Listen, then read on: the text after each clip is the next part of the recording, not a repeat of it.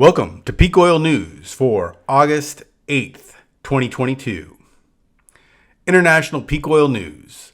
Last episode, we spoke of the growing trend that has been expected and predicted by peak oil profits for at least 20 years now, and that is the choking off of global energy trade.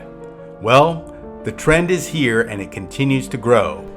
Norway is now considering limiting its electricity exports. Norway, which generates 90% of its power through hydropower projects, is facing a problem because recent droughts have lowered their dams' reservoirs, and if the trend continues, it is likely that they will be facing an energy crisis come winter.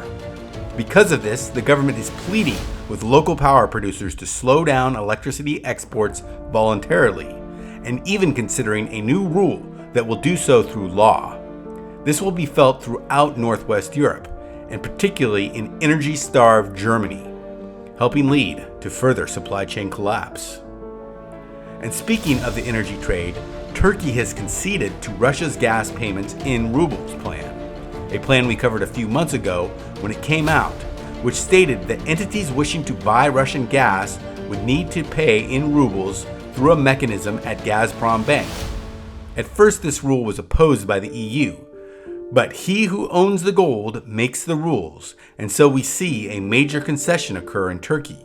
While Turkey is not an official member of the EU, it is a formal partner, and so this is quite a blow to the EU's ability to resist, and a sign that the dominoes are starting to fall. Also, it appears now that Russian oil prices are beginning to regain parity with Middle East oil. During March, shortly after the invasion, Russian oil was being sold at almost a 30% discount, as it was hard to find markets in the face of new sanctions. But as Asia and Indian buyers have become more comfortable with purchasing it over the last few months, its price has risen back to normal. Future prices for delivery in September and October are now reaching parity, according to sources quoted in the Hellenic Shipping News.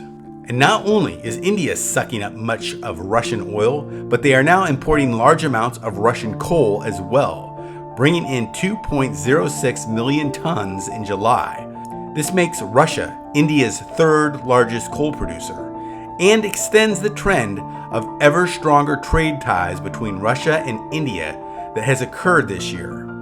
India's imports from Russia have jumped nearly 5 times to over 15 billion ever since Russia invaded Ukraine.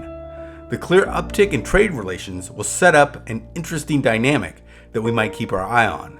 For certainly, Russia and China are beginning to set up an alliance to rival Western powers.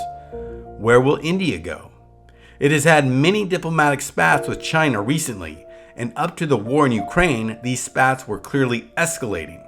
But if India becomes dependent on Russian oil, they may end up having to kowtow to China as well, if this alliance between Russia and China starts to act in concert. And in cornucopian news, there is none this week. Most of the promising areas for new oil are found in South America, and it wasn't good news this week. Skunked in Guyana. And in caloric news, well, there has been much ado that ships are finally starting to leave Ukraine filled with wheat. A maritime humanitarian corridor has been set up on the Black Sea, and as of yesterday has allowed 4 ships filled with grain to set sail. The ships are headed to China, Italy, and Turkey. As you likely know, this is important because Ukraine is one of the world's main producers of grain, and a blockade will greatly increase the threat of famine worldwide. But don't get excited. According to experts, there are over 700 ships of grain that need to be moved, and the process of getting them out of port and through the Black Sea is arduous enough to make getting it all out close to impossible. To make matters more tricky, next year's harvest will be coming in soon, and if the current grain hasn't been shipped, there will be no place to put the new crops. Well, that's it for today, folks. Thanks for watching. See you soon.